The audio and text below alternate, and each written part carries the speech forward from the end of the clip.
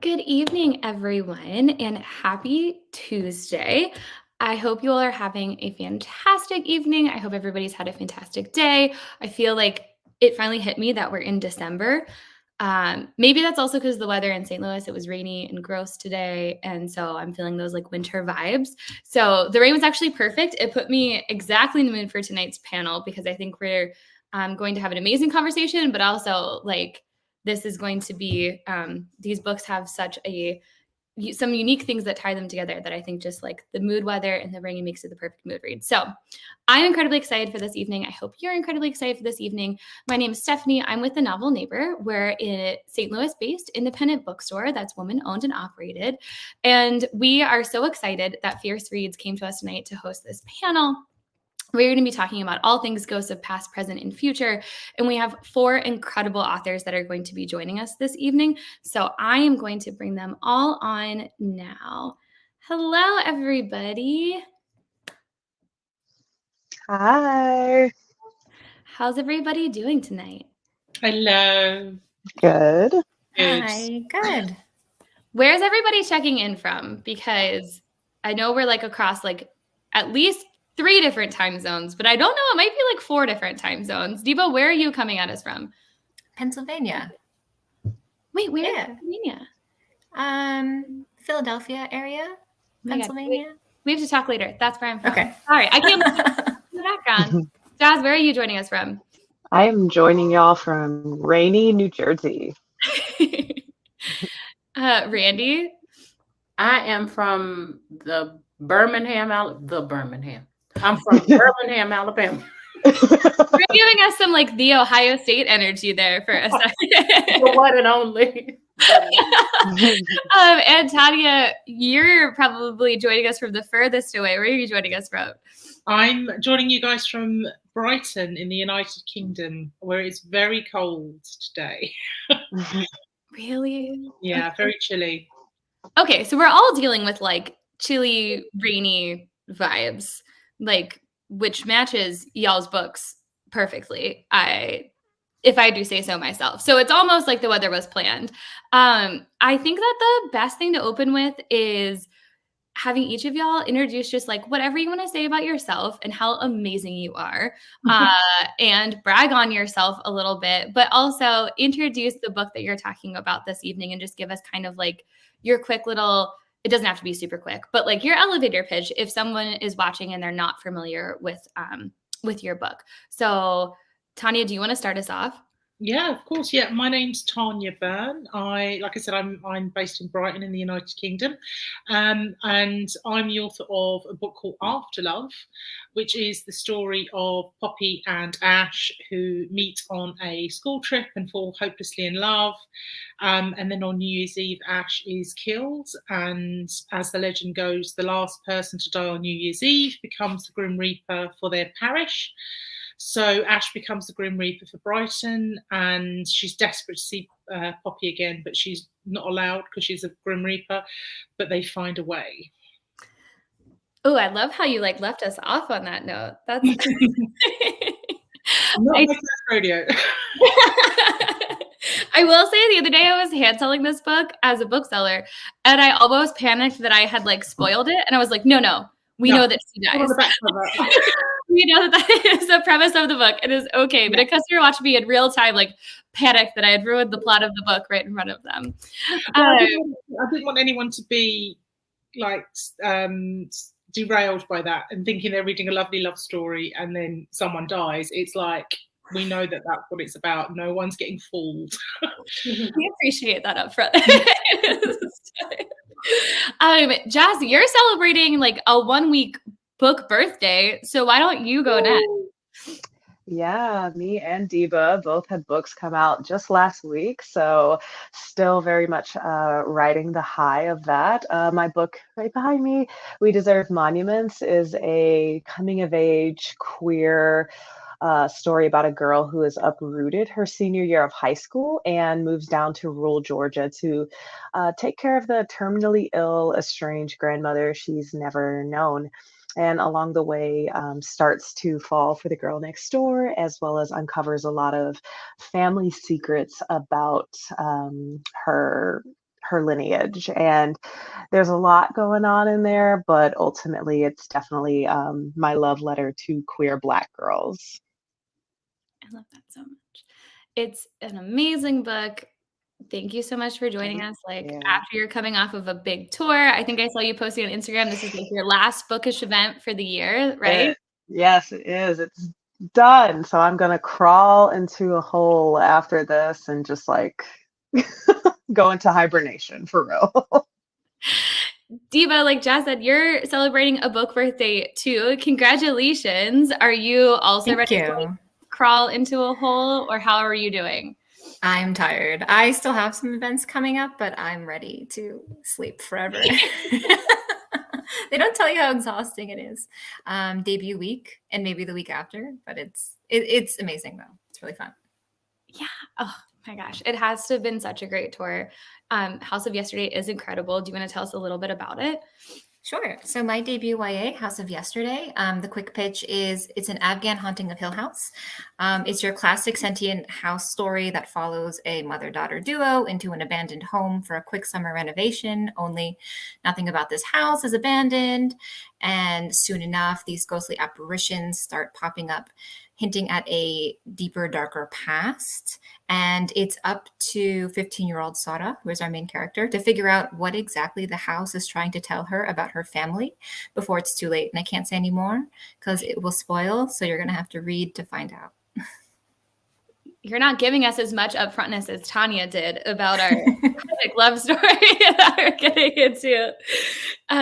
But the quick pitch is amazing. And thank you for giving booksellers like just the easiest hand pitch ever, or easiest hand sell ever. I feel like I give those people and they're like, okay, great. Like I loved Haunting of Hill House. And you're telling me this is that, but even better and diverse. Like I'm in, like I needed this book. So congratulations again on your book. And Thank you. last but definitely not least, Randi, you have just arrived back in Birmingham after a long drive, but why don't you tell us about We Are the Scribes? Oh, first of all, thank y'all for having me. It's wonderful to be here. I'm Randi Pink, and I wrote We Are the Scribes. It's a story of two writers separated by centuries, one made up and one who lived. So historical fiction. Ruth is the one that lives in my head, made up. She's a modern writer from Birmingham who's had, after a tragic loss, she stopped writing and she lost her voice. And then Harriet Jacobs, who lived in the 1800s, a formerly enslaved woman, abolitionist author, my hero. She starts sending Ruth scrolls encouraging her to write, speak, and use her voice again. Side note, Harriet Jacobs, the woman who lived, she spent 7 years in an attic crawl space to hide from her enslaver. It was the size of a coffin. She could not lift her head for 7 years of her life. And she still escaped at the end through snake-filled waters to write an autobiography. So yes, we are the scribes. Thank you so much for sharing that. Yeah, and Harriet, as you said, wrote an autobiography then after this. And also, if I'm understanding correctly, right, Harriet wrote her autobiography at a time where like not only do we have a lack of those and no one's writing it, but also the honesty with which she wrote it was also discussing things that women just in general didn't talk about a lot during that time. Am I correct in saying that? Yes. Yeah, thank you for saying it. It's there were autobiographies by enslaved people in the 1800s, but hers was one of the first, if not the first, by a woman. And why is that important? It's important because it blew the lid off of sexual violence on the plantation and how enslavers used children as leverage to enslave, especially sexually, women. There were still reward signs up for her when she wrote that autobiography. It's a brave woman. Oh my gosh. Yes, and you bring her story to life so beautifully throughout your book of how you interweave this talking back and forth to each other that happens through Scribes. So I would definitely want to get into that more in a second. But before we dig into some of the themes that are shared between your books and getting into some of the individual things that are happening, I do want to pose a question to all of you, because what is obviously, maybe not, I shouldn't say obviously, that's mean, but to everybody who is watching who might not know, these are all young adult books. So we're all definitely in the same genre, although we might have some different subgenres there. But you've given us some incredible young adult books. And I did want to take some time to ask why you chose to write in the YA space, and what was important to that about you in making that choice. Deeba, I don't know if you want to kick us off with answering that. Sure. So why YA? That's a great question. I ask myself all the time. I think when writing House of Yesterday, I think it could only have fit in that age category.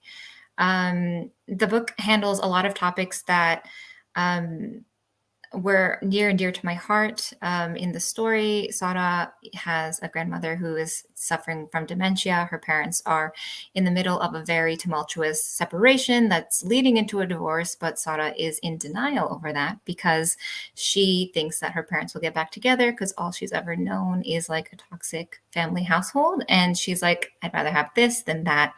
And when I was a young person at that age, I was also dealing with the same exact thing. And I think this was the love letter to my younger self, to my 15-year-old self, to kind of finally let go of the things that I couldn't control as a young person, but just didn't have the words to explain how the situation made me feel. And in writing it in a fictional YA story, it kind of gave me the safe space to explore that. And I think that teens need safe spaces to perhaps explore the harder topics in their lives. And so I'm hoping they read my book, they might feel inclined to do the same. So that's why I did YA. Thank you so much for sharing that. Does anybody want to hop in on that? Yeah, get in there, Tanya. I've been in the game, let's say, for 10 years now, and this is my 5th YA novel. And like Deeba, I came to YA for very similar reasons. I didn't come out until I was 40 when my mum passed away, because my mum is Guyanese. I'm Indo-Guyanese, and she was also Catholic, very Catholic, went to church every day Catholic, like serious business Catholic. And we already had a fractious relationship, and I wasn't sure if coming out to her would make it worse. And I'm also a product of divorce. My real dad wasn't really around, and then in the end my mum died before I could tell her. So for me, my first 3 books were definitely, now looking back on it, writing about identity, exploring that side of myself in a, like Deeba said, in a safe way. And then I took a break when mum died for about 6 years. I was like, I'm not writing again, I haven't got it in me. And I kept thinking, what would I have come out sooner if I had had a book like this when I was 16? So for me, that's what I do. I write books for 16-year-old me, and I just feel so lucky that people resonate with it and understand it and feel seen and feel understood and feel represented. I mean, my book has got, on the cover is 2 girls kissing on the cover, and one of them's brown, and I don't think I've ever seen that. And I just, so that to me is why I write YA. And also from a purely technical point of view, I love writing for teenagers because they feel things so keenly, and writing about those first love, first betrayal. I always say that usually the first person to break your heart is your parents, when you realize that they're not superheroes and they let you down. And that first feeling of your best friend betraying you, or realizing that your dad's an arsehole, or that your mum, because not all of us are lucky enough to be born into families that know how to love us. So that found family, and for a lot of teenagers, they might not have found their tribe yet, they might not have found their family yet, but if they can find that through stories, then I think that's so important. Thank you so much for sharing that, Tanya. Randy, Jazz, who's gonna unmute first? So I think what both of your answers, gosh, just like the through line of feeling seen, beautifully said. I think similar to that for sure. I think I say that I am somewhere between Toni Morrison and my so-called life. Like I am wedged in between those two things, and I couldn't find myself anywhere. Music, literature, anywhere. No, I couldn't. Movies, nowhere. So I've been writing since I could hold an ink pen. A quiet woman. I was a quiet girl. And I write to get myself untangled. But when I decided to actually pursue this as a way of life, it was no question that I was going to write for young people because, you know, there's that wedge needed to exist. And I certainly fumbled through, you know, what do I write? What is my voice? What's right? What's wrong? What's a mistake? What's not? I'm still doing that, fumbling along. But yeah, I love writing for young folk, especially historical fiction now, because you can kind of uncover events and people who lived and deserve to be known in interesting ways. Totally. All right, Jazz. Yeah. I just think everybody is so beautiful, have such beautiful answers. I'm just like, yeah, ditto. But Tanya in particular, I really resonated when you said like that first heartbreak being like, you know, people like in your own family and just, you know, like the first time you realize your parents aren't perfect. And I definitely resonate with that. I grew up as a military kid and just moving around all the time. And so for me, like books were truly my only constant. I really lost myself in books a lot in my childhood, and you know, no matter what happened, like new school, new city, new country, it's like, okay, well, at least I have these books that are mine and they're not going anywhere. And so for me, it was not even like a thought of when I really started to get serious about writing was what age range. Well, it had to be YA, just because I've always felt the deepest connection to it. It's what I love reading, and it's what I really love writing. There's such a vulnerability and such a tenacity that young people have. It's truly an honor to write about young people and for young people. Um, and for me, it was like I grew up thinking like my family was the only one with problems. Like everybody else just had this perfect Brady Bunch-esque life, and I was the only, you know, kid who didn't have that. And so this book is full of realizations that my main character has, is that every family has some stuff, and it's really comforting to see that on the page, especially when previously you thought like, oh, it's just me. And especially like as a queer mixed kid, like I am just always trying to write things that I think would make them proud. I really appreciate everybody giving such vulnerable answers and really letting us. Sorry, can I just add to that? I'm just going to say that for the last 10 years, I've been really championing diversity in publishing. That's like the big thing that I'm always ranging on about, and I'm sure people are sick of it. And I've been told that they're sick of it on Twitter. Not that I care. I'm not going to shut up anytime soon. But I think it's, for me, we'll have true diversity when we're able to write our own stories that aren't about coming out, or, you know, being in mixed race relationships, or racism or homophobia or whatever. I think that you know, I'm quite tired of this attitude that queer stories are for queer people, but het stories are for everyone. And I think what I love about all of our books is that they feature diverse characters, whether it's Black characters or queer characters or whatever, but it's not about that. Because if I always say, because I do a lot of mentoring with new writers, and I say if the most interesting thing you've got to say about a character is that they're Black or queer, then you're doing something wrong.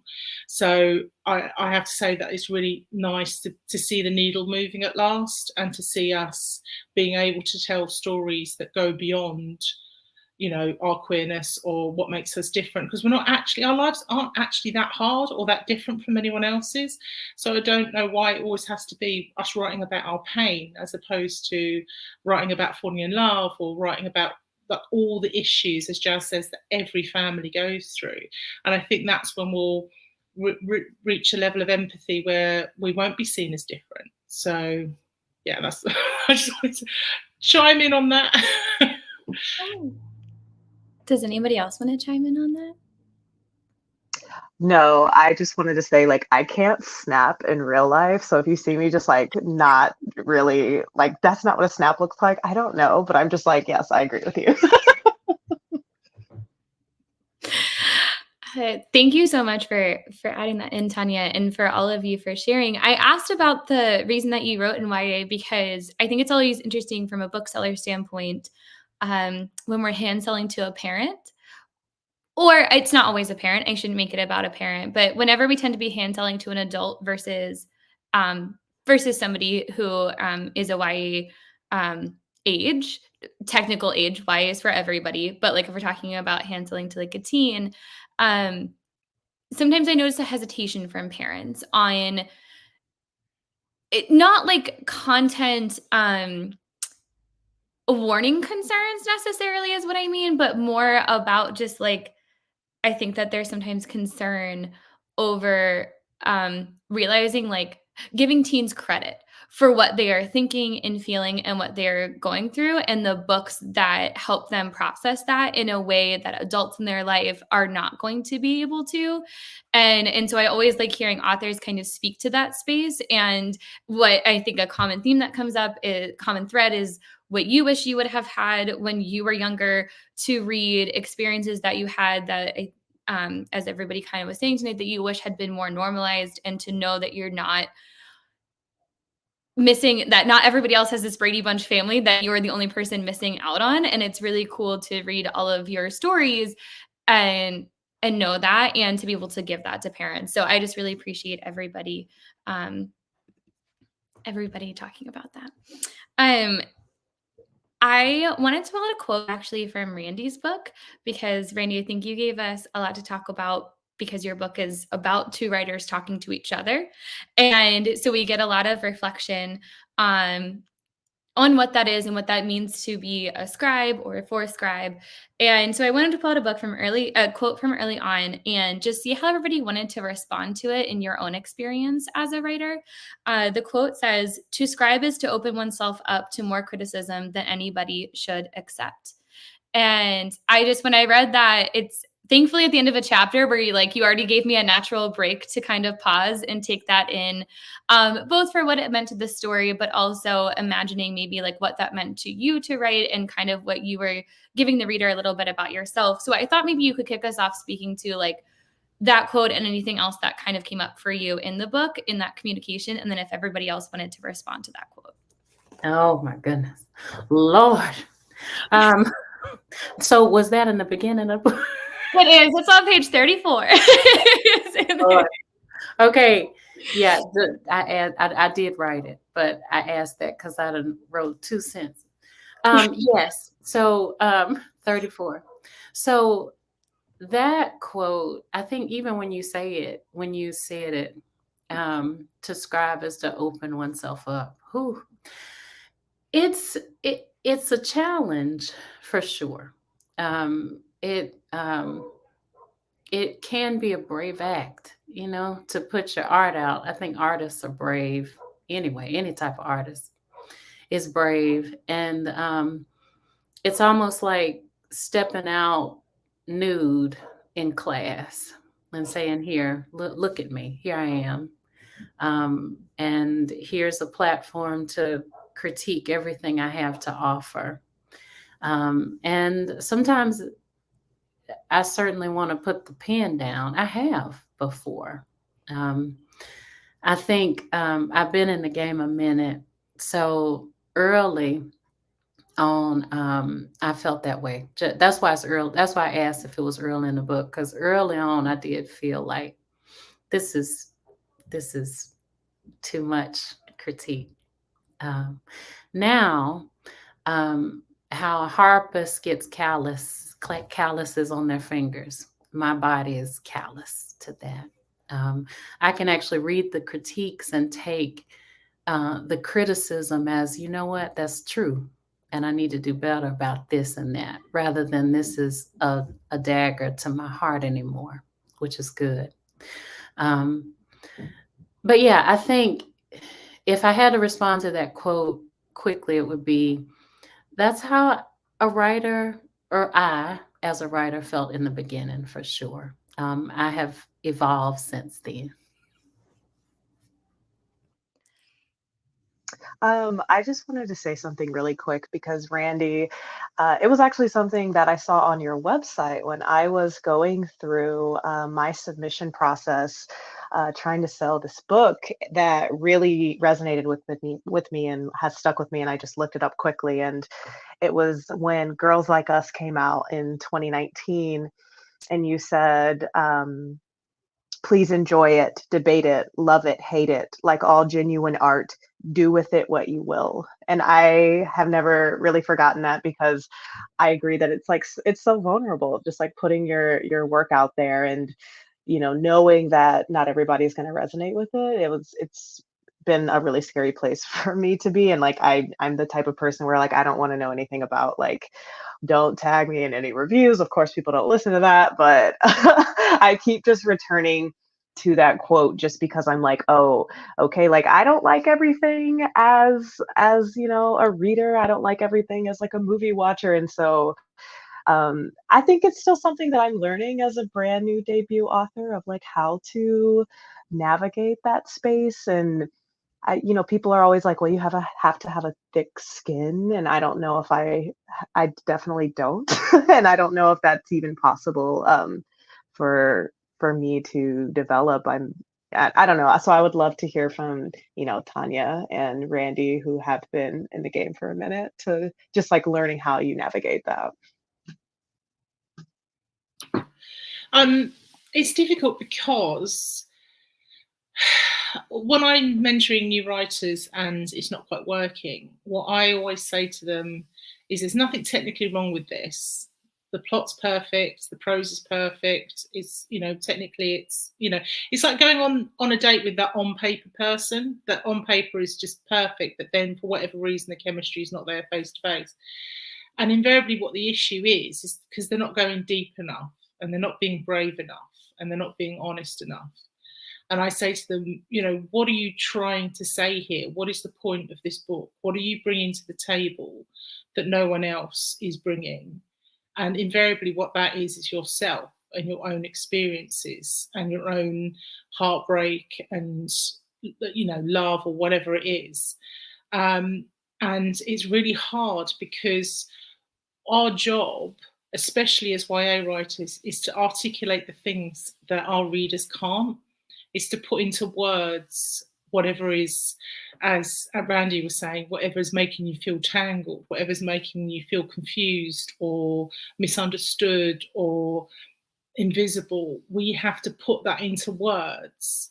And it's impossible sometimes, like grief and love and betrayal. These are big things to try and summarize into paragraphs, but yet we have to be thin-skinned enough to accept someone giving us a 3-star review because they didn't like the ending, or 1-star review because the book arrived damaged. So it's this impossible situation where we have to have that vulnerability on the surface, but yet not let that criticism get down below.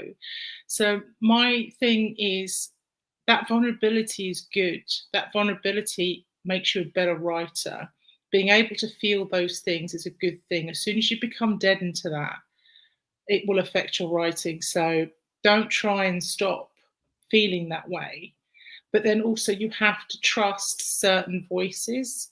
If you start listening to everyone that has criticism about your book, you'll never please anyone. So you can only trust, whether it's your editor, whether it's your agent, whether it's a beta reader, whether it's your partner, whoever it is, only trust a certain number of people. Because if you start writing for everyone, you'll never succeed. So what I do, that's what I was saying earlier, I write the books that I needed when I was 16. And as long as you do that and keep that one reader in mind with everything that you write, you can't go wrong. And you won't appeal to everyone, but then you're not trying to appeal to everyone. So that would be my advice. I don't know if that helps. No, that was fantastic. Thank you. That was so helpful, because like that's exactly what happened to me when I was revising this story. When I was first writing it just for me, this was the first book that I really truly got vulnerable in. This wasn't the first book that I had put out on submission. The one previously had actually failed, and I think for that exact reason, I just didn't go deep enough, or I was still afraid of a few things. And then with this book, I just went all in. Up until the point when I started letting other people read it, and then I kind of let all the voices crowd into my story. And it's less about, and I'm very thin-skinned, and it was less about strangers reading my work that bothered me or that made me anxious, but more about my own community reading the work. Because my community, like I'm Afghan Uzbek, which is, and Tajik, which is a very, very small, like very, very small population in America, and a very specific population. And I have never seen my community portrayed in books before at all. I've seen Afghan books, but like my specific like heritage, I might be the only one. I don't know. But because of that, I felt the weight of their expectations, because I wanted them to read. I wanted them to be proud. And there was a hard balancing for me between being honest and wanting to shine like a good light on my community, because I know that my book is probably going to be like the first book that someone's going to read and learn about my community, my language, like my customs, my culture. And that became really hard for me in the writing process, because I was listening to so many voices that I kind of like lost the reason why I wanted to write the story.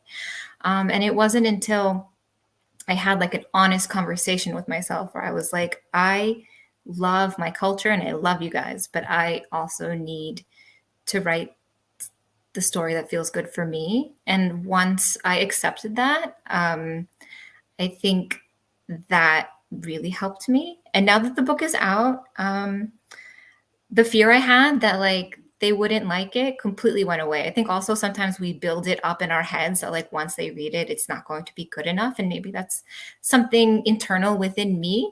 But I think a lot of the fears are kind of like built up within ourselves, because so far everyone that's read hasn't said that they hated it. So, so that's a good thing.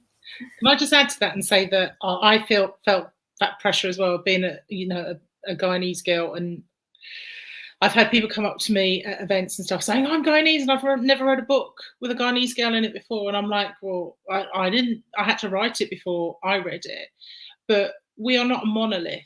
Whatever, section or group that we're in, we're not a monolith. Everyone within that group is different. So you couldn't possibly write something that is representative of an entire community, an entire culture, generations of people. So as long as you're honest and you speak from your heart and you speak your truth and you speak from your own experience, you can't go wrong. And yeah, not everyone's going to relate to it. But when I talk about diversity as well, diversity will come when we're the villains as well as the heroes, when we can be everything, because it's not always, if you try and write something in the best possible light, it's not completely honest. So I want to see, black, brown and queer wizards and witches and villains and heroes and everything in between. That's when we'll have true diversity. And a dear friend of mine, Nikesh Shukla, who's also a writer, says that all your characters, stop focusing on making them likable, just make them real. And I think that's more important than anything, because we always whether it's a Mary Sue main character that gets everything that they want, they're not the interesting ones. The interesting ones are the ones, those shades of grey in between, that nuance, because no one's all good and all bad. We're always something in between, and, striving to be better. And I think that's what being a teenager is about. It's about, I'm here and I want to be here, and it's about navigating the gulf between the two. And that's what we're trying to do, to let them know that they can do that if they want to.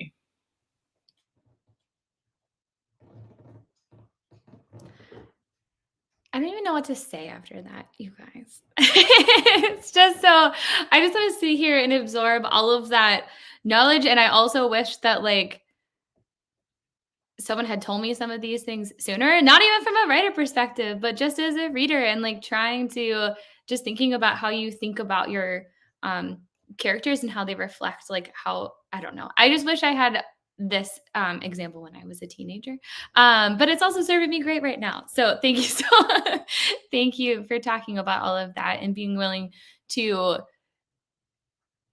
share that. And to also, I think, like randomly was mentioned, Jazz, like you said, like I always think that's important for readers to hear authors speak about, to understand that it is art, and something that's not for something that might not be for us is also something that's perfect for someone else. And that's like actually what we don't need to go into my feelings about star ratings, but that is really hard. I think like we have that conversation a lot at the bookstore, because it just, yeah, it's very different. Anyways, I am going to pre-apologize for the next question that I'm going to ask you, because I know often it's difficult of like, when you're touring for a book, you're usually working on a different book and you haven't touched this book in a second. And I'm going to make you like go back and think about a particular book. And so I just apologize for making you have to sift through what is happening and what book you're writing versus what book we're talking about tonight. But, and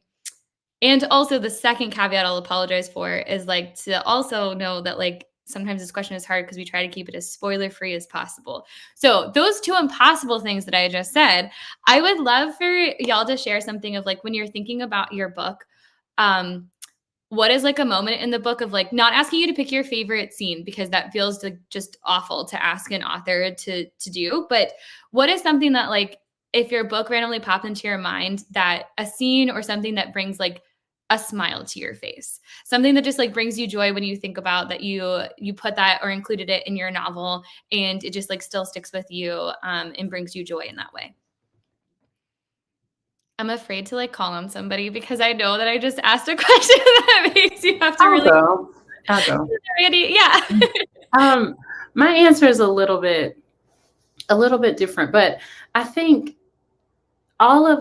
so made me happy and also made me terrified at the same time, because Harry Jacobs lived, and not enough people know Harry Jacobs.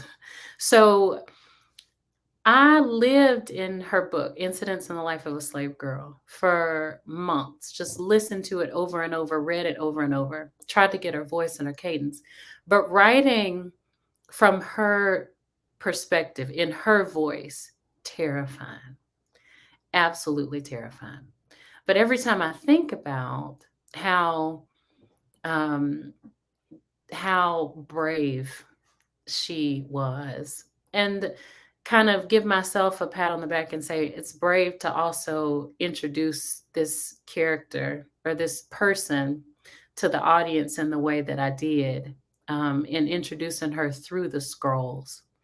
Every time I think about the work, the research that went into trying to get her cadences down enough to write them, that makes me smile. It makes me proud. Yeah. I love that.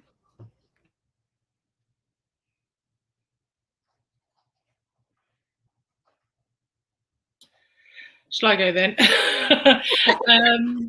I think there's a scene with Ash and Poppy quite early on where Ash is talking about kind of the girls that went before, like the ghost girls that kind of mucked her around and blew her out and were just mucking around, or just trying to see if it was for them and then deciding that it wasn't. And you know, her name's saved in people's phones as like Harry or Liam or whatever. And then finally she meets Poppy and it's right. And basically they meet on a school trip, which isn't the most glamorous meet cute, but it is what it is. It's like a science. They go to a wind farm and that's where they meet. And like Ash is talking about how it feels right and how she's happy. And she describes it as like the last time that she was felt this happy was like when she had her 13th birthday cake. So it's like her 13th birthday cake happy. And she's just happy all the time, even when she doesn't realize it, even when Poppy's not there, she's just it's just there. Like the sun, it's there. She doesn't always feel it, but it's there. And the way that she describes it at the end of this particular chapter is that she says that, you know, who cares if it only lasts a couple of weeks, you know, and the sentence is, you know, who cares if we, you know, we might shine bright for a few weeks and then burn out. But Mr. Marino says that's how constellations are made. That's how stars are made. And I just thought that is First Love kind of summed up really that first feeling of, you know, it could just burn bright for a few weeks, but who cares, because at least you felt it. That made me happy all over again with you saying it. We Deserve Monuments is a pretty dark book. I think that it gets pretty sad at times. And so when I think of it, like one of my favorite scenes is a scene, the only scene that has stayed the same throughout every single draft of it. And that's where my main character and her love interest kind of stumble across this secret underground club by the river that is only for queer Black people. And it's just a beautiful scene of like many generations under one roof that are just like dancing and laughing and having a great time. And it comes at a point in the book where there has been a lot of fights, a lot of drama, and it's just like this safe haven, like tucked away in the woods, that it's only for them. And I think that it's a really tender, beautiful scene. I love, you know, writing. I loved writing it. I love reading it. And like now that the book is out, like I think the most like scene that people are responding to is probably that one, like when people just message me. And so it's, I don't know, I think that in a world where young people can take on so much so young, so soon, that it's important to have these moments of just tenderness and swoony feelings. So it would probably be that one. I also enjoyed that scene. It was wonderful. Just saying. My non-favorite, like non-spoilery scene, because I do have a favorite, but it's a spoiler, so I can't say it. But a non-spoilery scene would be in the book, there are this core group of cousins. So there are about 4 or 5 cousins, and they are recurring throughout, and they are Sarah's backbone, basically. And I think every scene that involves these cousins together brings me a lot of joy, because when I was growing up, my family, they immigrated to America in the 80s from Afghanistan, and there were a lot of us. There was a lot of family. And so when me and my cousins were born, you know, I didn't really have a lot of American friends, I guess, or outside friends, non-family friends. My cousins became my best friends, and we grew up together, and we had, you know, they were the ones that were there for you when you had a heartbreak. They were there to tell you, like, you know, to like knock it off when you were being a brat, or like, you know, they gave it to you straight. And then they were also like very tender, but also very ruthless at the same time. And Sara has this same dynamic with her cousins, where they're there for her in this really difficult time, but also they're also very honest with her, saying like, you shouldn't have said that. Like, that was really rude and mean, and you know it. And she's just like, leave me alone. But I just love the dynamic of just knowing that you have a group of people that will be with you always and know you in such a special way. There is this bond of like growing up together that you can't replicate. It's once in a lifetime. So every time when I read those scenes, it just reminds me of that bond. Deeba, you're doing a great job of not spoiling your own book. I just want you to know. I know it's tough. I'm trying really hard. I'm really trying. Everything is a spoiler after like chapter 2. So you're crushing it right now. Okay, I do want to take this time to say, everybody watching, please feel free to add in your own questions. If you're watching us on Facebook or YouTube, we'll get those and we'll incorporate them in. We all want to know what you want to ask everybody. So please don't hesitate. But as I wait for some of those to come in, I will ask, because I am genuinely so curious about this. I know that we're not supposed to judge a book by its cover, but y'all have amazing covers. And I always like to know, and Tanya, you kind of brought this up earlier, how much it meant to you to have a color cover with a brown girl on it, kissing another girl. And so I want to know if you had a say in your cover or what the process was behind developing your cover. Because I also know that varies across the board, whether authors have say in it or not, or what they see or don't see before things are finalized.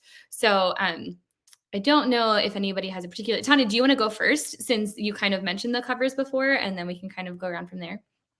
Well, I have to say, in the past, I've had issues with covers, and it's the thing I always say to unpublished writers: don't get attached to titles and covers, because you very rarely have any say in either of them. It can be quite frustrating, and I've had that experience in the past where I haven't liked covers and there's nothing I can do about it, because they've already, the bookshops love it, and that's that's all that matters. But with Afterlove, I had a bit of nerves, and also with my second book, it's about a Nigerian girl called Adama, who her best friend is called Scarlett, and of course they put Scarlett on the cover, and I was like, really? And then had to get them to change it. But with Afterlove, so I was a bit nervous, but kind of waiting, and I didn't know anything about it. They just sent it to me, and I literally burst into tears when I saw it, because I've never had a cover that's been illustrated before. And the illustrator is called Sarah Maxwell, and she's a queer illustrator. So they'd gone out of their way to make sure that they found someone from the community to design the cover, and it's just stunning. And it's the thing that I get asked the most. Like, everybody tells me they love the cover. Booksellers say people just come in, they see it in the window, they just come in just for the cover. They don't even know what it's about. So of course my anxiety now is that the words don't actually live up to the cover, but whatever. So I couldn't be happier with that cover. It's beautiful. I mean, even the flowers around the edges and the moths are all related to the story. So it's honestly, it's stunning, and they've got a job to live up to for the next one. No pressure.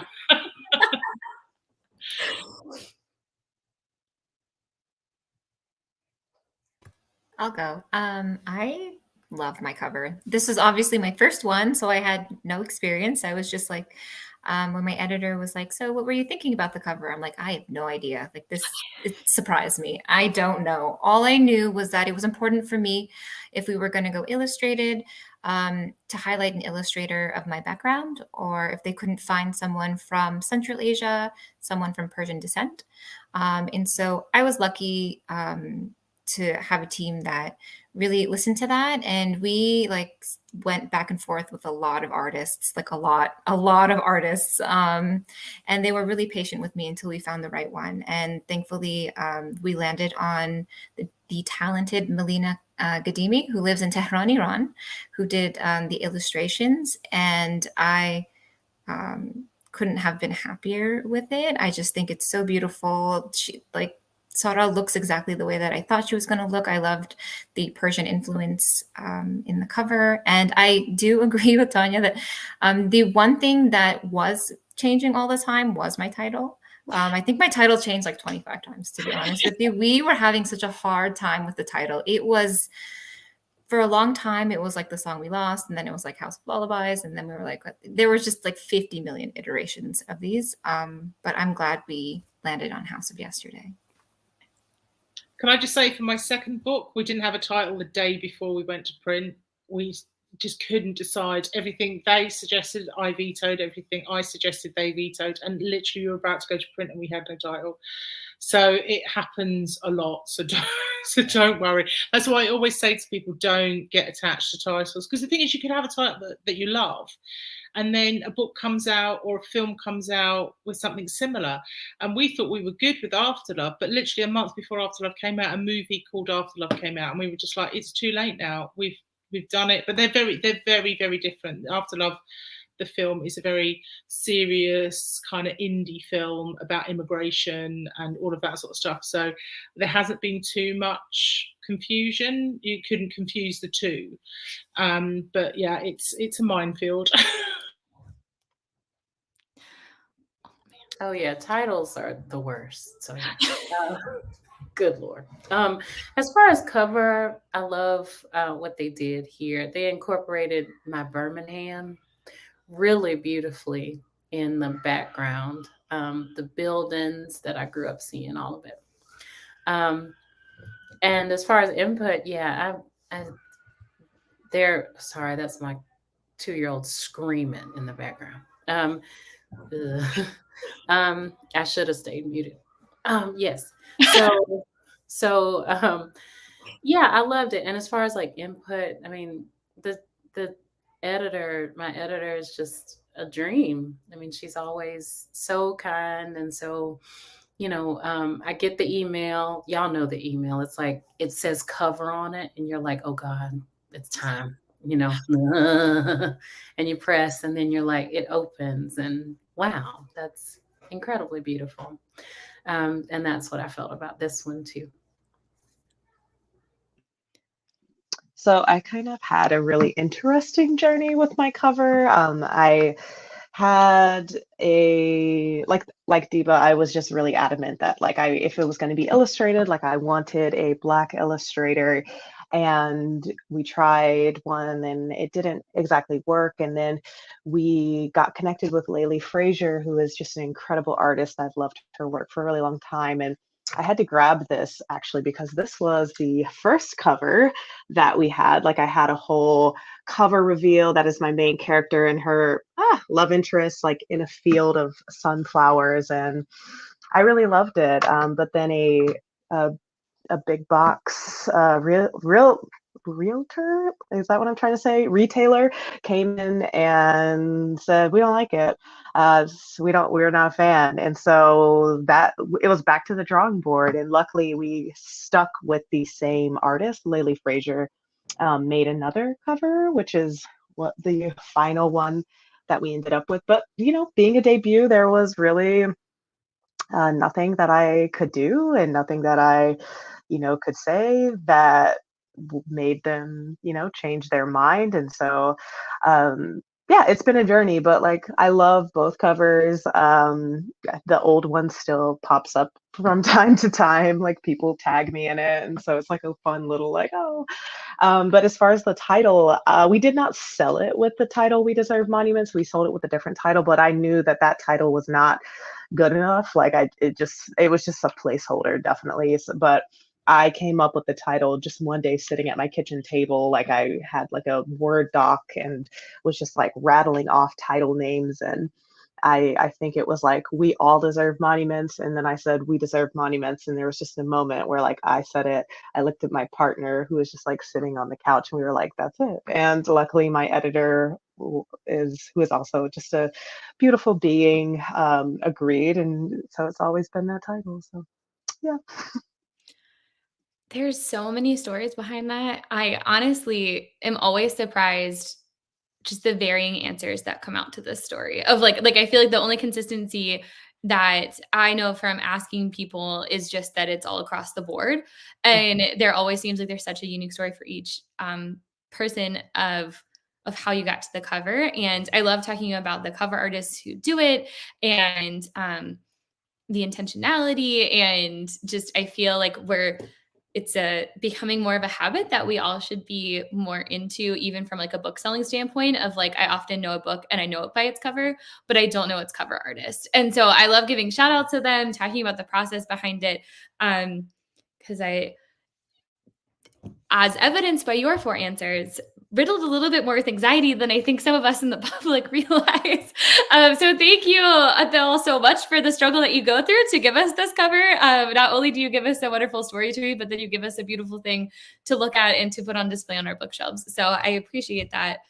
I think the only note that we can end on this evening is that if we are doing a panel called Ghosts of Past, Present, and Future, we need to leave knowing what your stance is on ghosts.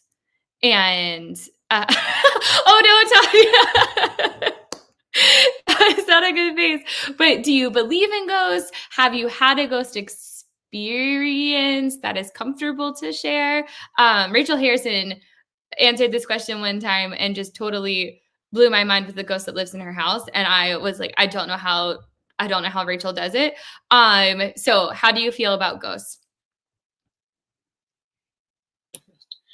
I'm definitely open to that sort of thing. I was a huge fan of the X-Files kind of growing up. I watched it on telly when it was on. That's how old I am. I watched it on telly. I almost called my dog Scully. Scully was my first love. I didn't realise. I just thought I really liked Scully. I didn't realise I was in love with her. Poor 16-year-old me had no idea that she was actually going to grow up to be a lesbian. But yeah, so I almost called my dog Scully. But then she's a mini schnauzer. She's got these great eyebrows. So I called her Frida. And I was like, yeah, she had to be called Frida because of her eyebrows. But yeah, so I'm definitely open to that sort of thing. Being half Indian and Guyanese, we're all about kind of various superstitions and stuff. I had an experience with, which I don't think I've shared with anyone other than my brother. I had an experience with a ghost. I was leaving home for Christmas. Like my brother was driving me back to uni, and we were putting all the stuff in the back, like the boot of his car. And I looked up, and my dad was at the window, and I kind of waved to him, and he waved back. But my dad had died 3 years earlier, so it was like he was standing there just waving me off like he did always.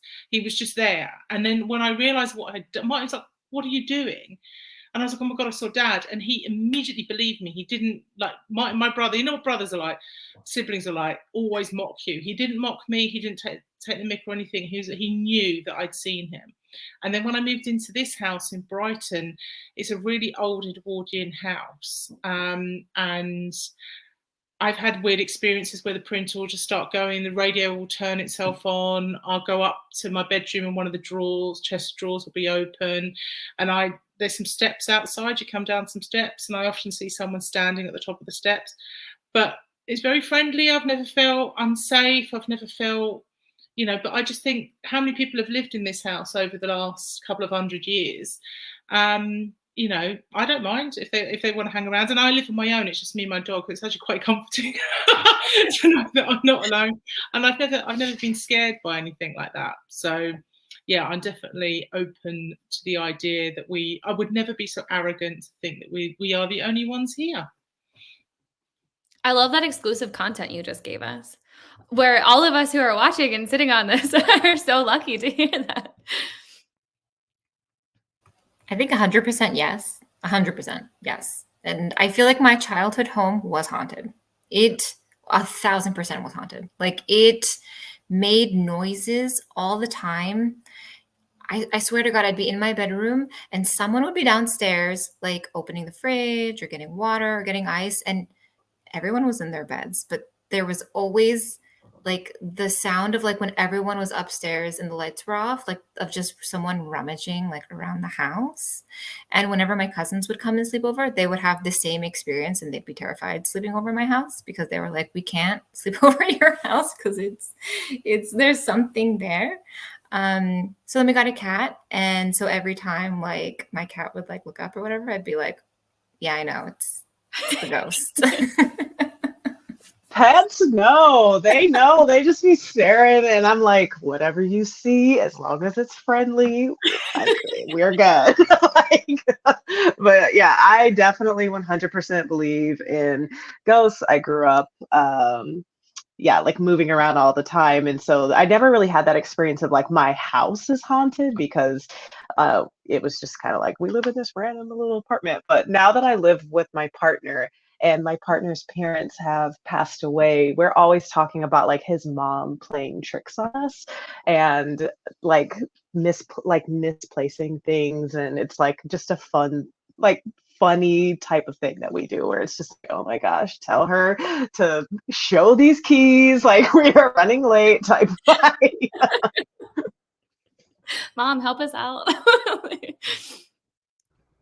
Yeah, I'm from, the South. So it's a lot of, um, we call them haints, and, paint the front porch blue to keep the bad spirits away. And I've traced my line as far as I can so far. And, we're descended from slavery. So a lot of that call and response, well, I don't know if this is just my family or if this is a Southern family thing, but sometimes in the whispers, you can hear a child.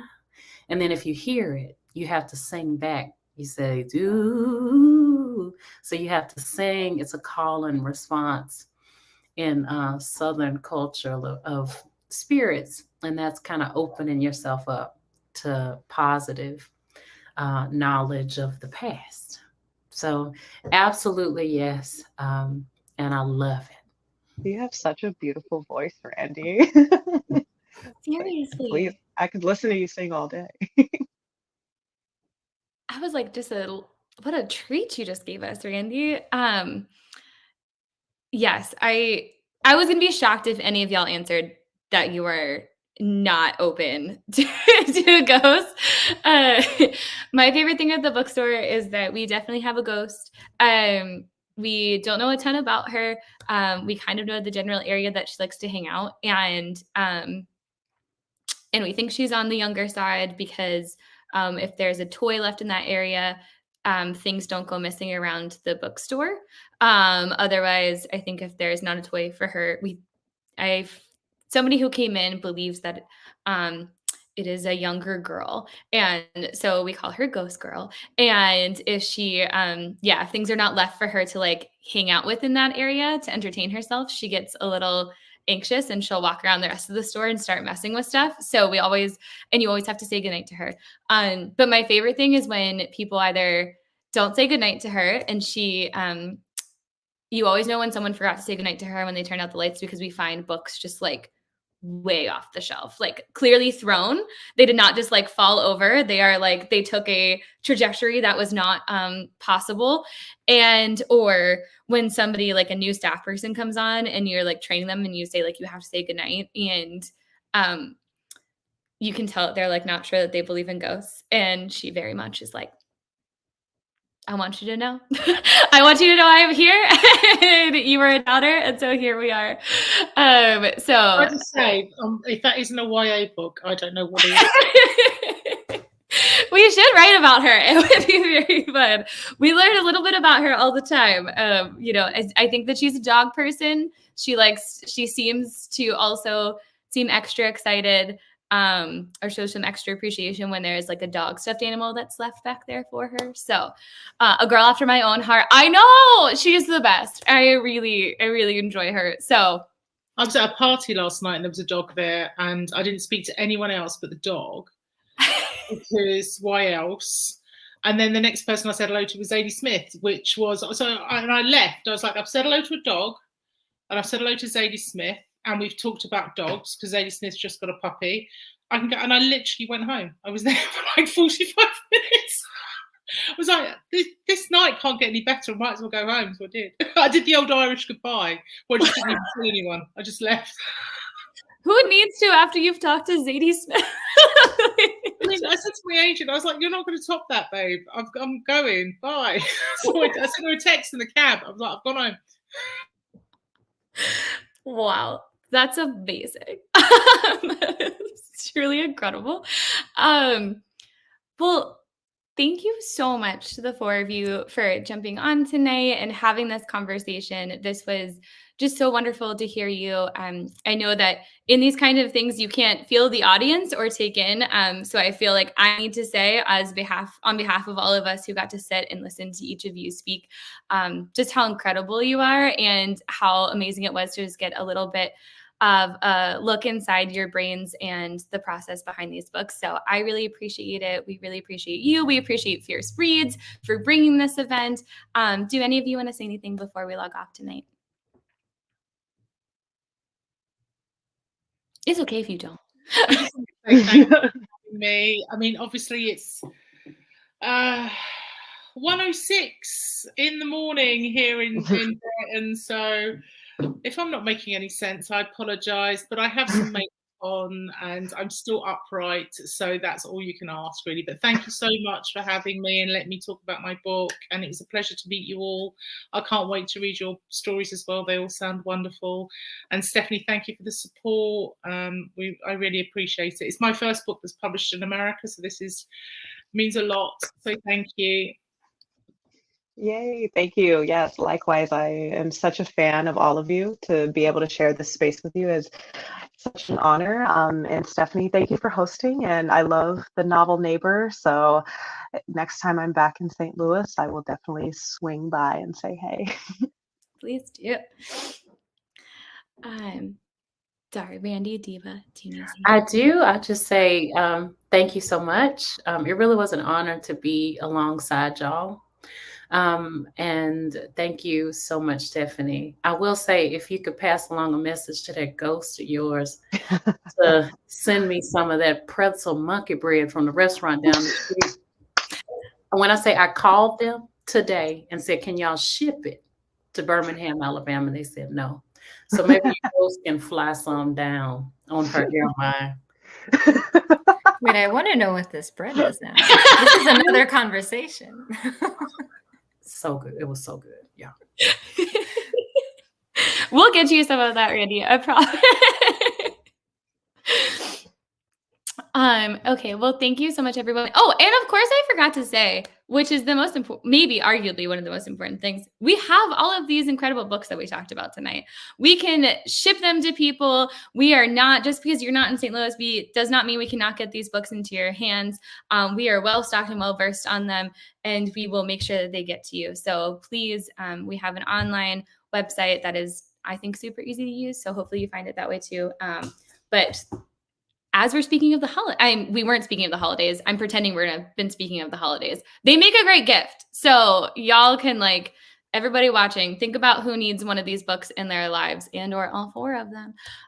Okay, I'm done now. We're all done. Thank you so much, everybody. And we will see you all. I guess it's actually Novel Neighbors' last virtual event of the year too. So what an incredible way to end. We are so thankful. And we will see everyone in 2023.